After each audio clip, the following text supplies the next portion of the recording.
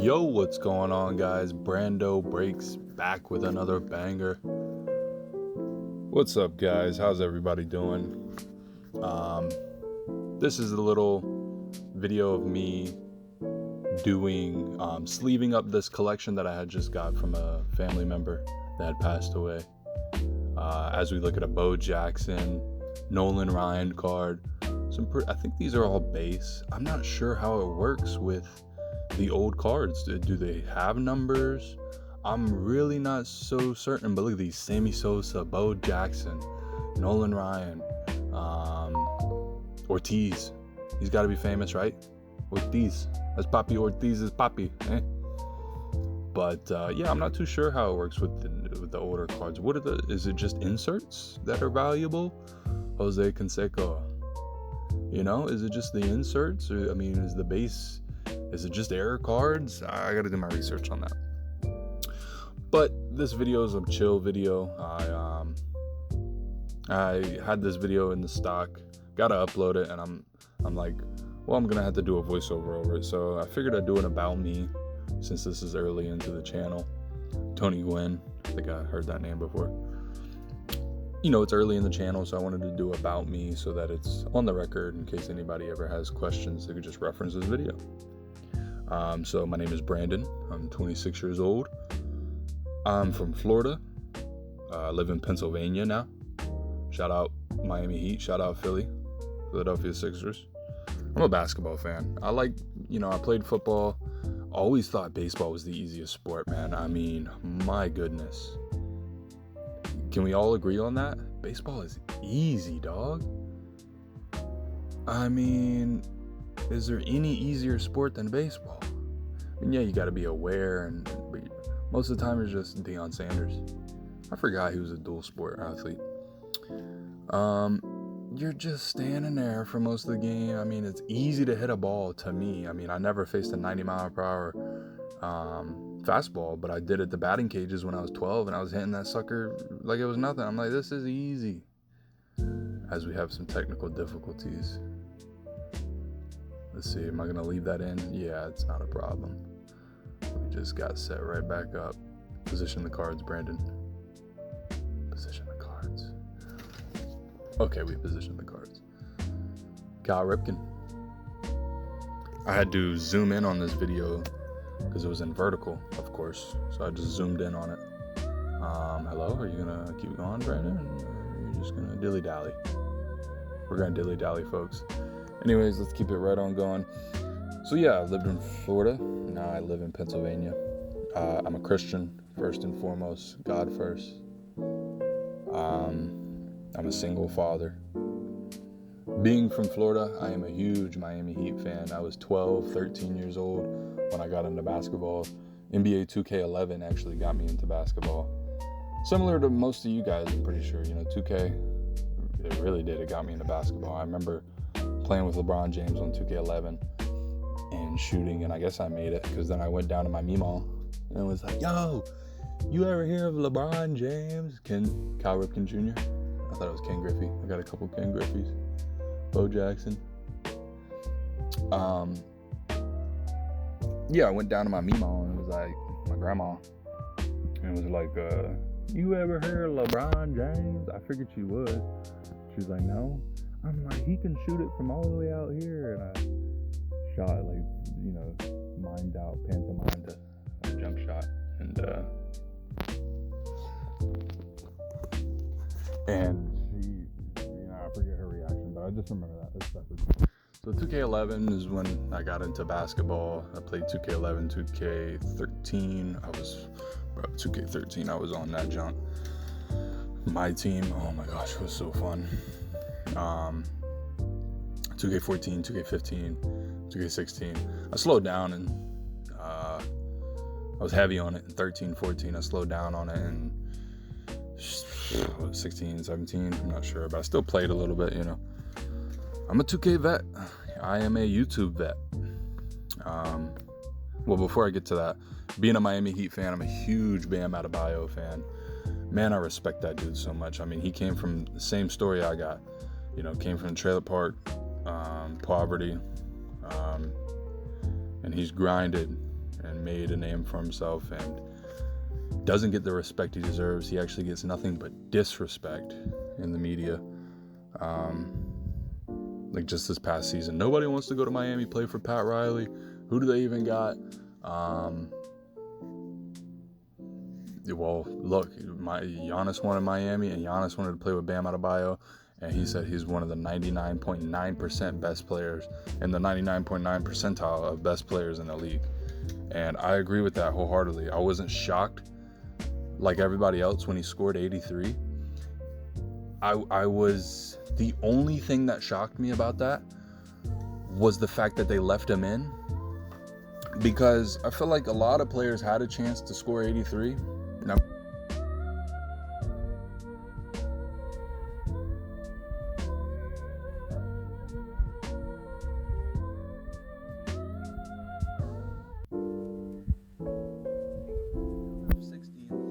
take him out and rest him for the rest of the game. I'm like, you don't want to go for it? Bam and the Miami Heat was like, well, the Miami Heat, well, Bam too, but I thought it was mostly the franchise. They're like, no, you're going for this. You get nothing but disrespect. Bro has never hit a 90 overall, and he's been to 2 finals. They gave Jalen Duren All-NBA after 1 good season, and Bam Adebayo has more finals appearances than he has.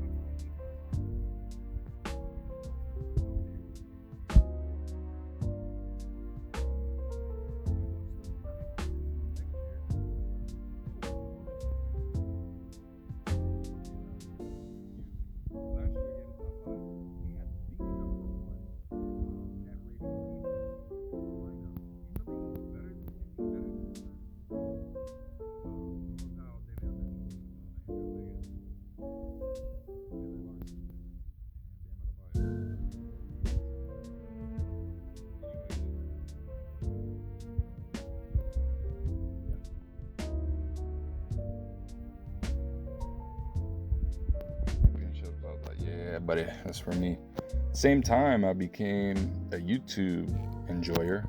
About 2012, I joined YouTube, and fun fact, I actually created my first channel on what would be my son's birthday in the future.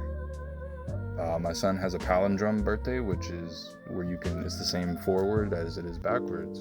And if you rearrange the numbers of my YouTube date, it's the exact same numbers. So that's pretty interesting. Yeah, I'm a YouTube vet for 14 years now. 15 years. I've watched it all. I've watched Machinima back in the day. Kids probably don't even know what Machinima is. Even some adults probably don't even know what Machinima is. I watched White Boy 7th Street, Call of Duty. Watched, you name it. I've seen them all. I have a lot of hours on YouTube. I'm kind of ashamed to admit, but not really, because it's given me a wealth of knowledge. It's very interesting. I know what it takes. I know the algorithms. I know what it takes. I know this channel's not going to do well. I can tell you that for a fact. The only way this channel will do well is people like my commentaries, which but it's so niche. Like sports cards are kind of niche. You know, you got your mainstream people, but like for the most part, they're pretty niche. But that's fine. This is my start of my journey on YouTube. Like I said, been enjoying it for 14 years, but I never took that swing of going for it. I knew it was lucrative, and right now I'm kind of in financial hardship. I just never did it. I mean, I guess I was focused on other things in life, either focused on other things or being lazy. But now I'm here. I'm not queer. So we're gonna do this. I don't know, that rhymed. I'm so sorry that I threw that in there. But yeah, since 2012 I've been on YouTube. I always wanted to be a creator. Like I said, I've watched them all come up. Chris Smoot. I would see the start of a channel and oh yeah, that guy's gonna make it. Like I was there for the start of Danny Duncan. I was there for the start of, you name it, dude. I was there for it. Like, who remembers YMD Gento? What it do, YouTube? It's your boy Gento. Like, I seen him rise and fall, and anyways, that was a random pull. Always wanted to be a creator, and I actually just told my buddy at work that I'm subbed to my channel. He's freaking dodging the sub. I'm like, dude, it's free. Like, you can literally.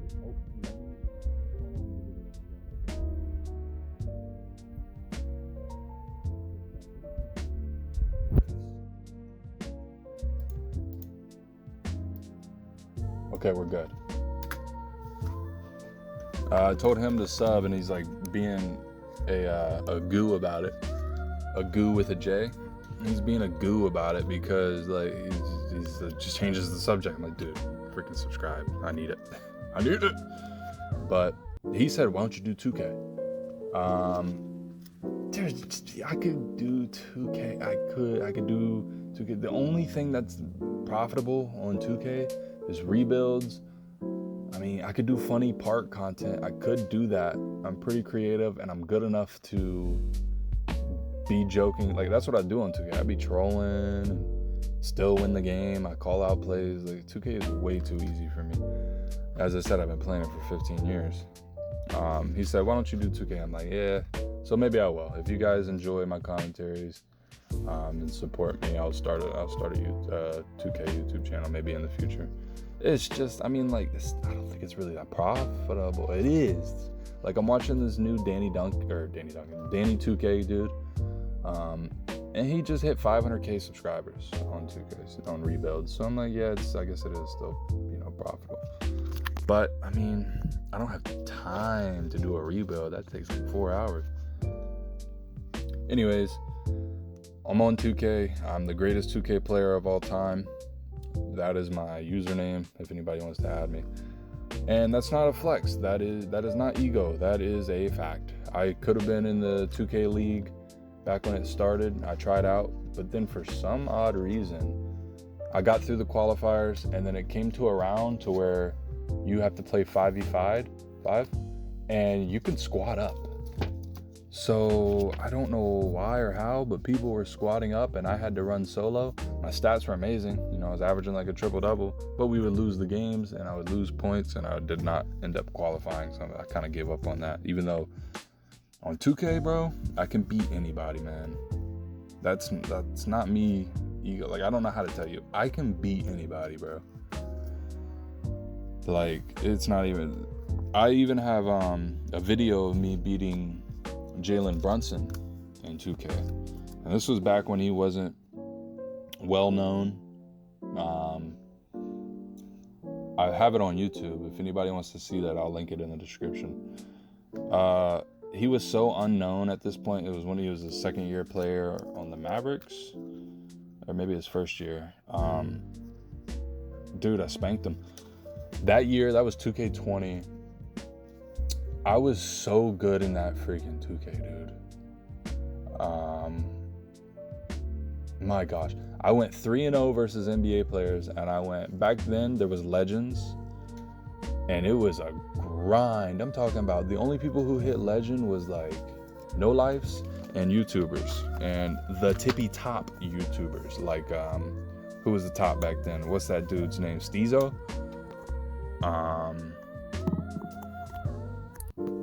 Steezo, let me pause the recording real quick, make sure it saves. Okay, we're good. Yeah, like Steezo, like, who's the top YouTubers back then? Playboy Fredo, right? Or whatever. But, like, and I think I beat Fredo that year. I was willing to wager Ticino. I was willing to wager Ticino for 10 bands. I did not have 10 bands, but I knew I had so I was just going to be like, yo, 10 bands. Here we go. But I was like, I can't really risk that. If I do lose, there's always a possibility, even though like less than 1%, bro. Like I would have smacked them. I probably still could. I just play casually now. I really don't care. But what was I saying? Yeah, so Legends. You had to grind. I went 3-0 versus NBA players, and I went 2-0 or 3-0 versus Legends. With randoms, bro. Throw that variable in there. If you play 2K, you know how it is with randoms. I was such a good leader that I was able to do it, brother. So, moving on, what else do I want to talk about? Yeah, I literally beat Jalen Brunson. And then, so it was so crazy back then that he was unknown. I had to put NBA player Jalen Brunson in the YouTube title. Now he's a freaking finals MVP. The better he gets, the more I kind of take pride in that. Because now it's like saying you beat LeBron James on a game. You know? I mean, which is nothing crazy. Of course, they don't play the game, but it translates. Like, it's a mental game at the end of the day. So the videos I will be doing on this channel include pack openings, collection videos, what else? The vlogs if I go to card shows. Yeah, just some card stuff, dude. Like collection updates. My goals for this channel are to master YouTube, master public speaking and preparation, and just get some discipline. I'm going to be uploading it every single day. Not that I had a discipline problem before. I did. I mean, I was going to say I didn't because I was in phenomenal shape and I worked out a ton, but I'm not disciplined in all aspects of life. So that's the goals for this channel. You know, I'm not expecting anything crazy. This is just a stepping stone, a stepping tool, and to document my journey in this card space. So yeah, guys, I mean, I just talked for 17 minutes. So we're going to start wrapping up the video here. I do want to say for the kids that are watching this video, don't take your time for granted. Strive to be your best self every single day. I took my time for granted. I think we all do a little bit. And now I barely have time to do anything. You know, my life is so busy that I'm doing this right now, and I got about an hour, and then I gotta start doing others, like the responsibilities. And if I don't do that, then it starts cutting into my sleep time. And I'm somebody who prioritizes their health, and it's very important to me. So I try to get at least 6 hours. A good day is 8 hours, and a very, very, very seldom, 8 hours. That's about it. So for the kids, don't take your time for granted, bro. Start working, dude, as quick as you can. Strive to be great every single day, and be disciplined, and listen to older people, man. I know you kids, I don't know, I was a kid once too. One ear in one ear and out the other. You gotta focus, dude. They're telling you that for a reason. You know, some people have bad intentions, but most of these people have the best intentions for you. For adults, I would say study Jesus and follow the Bible.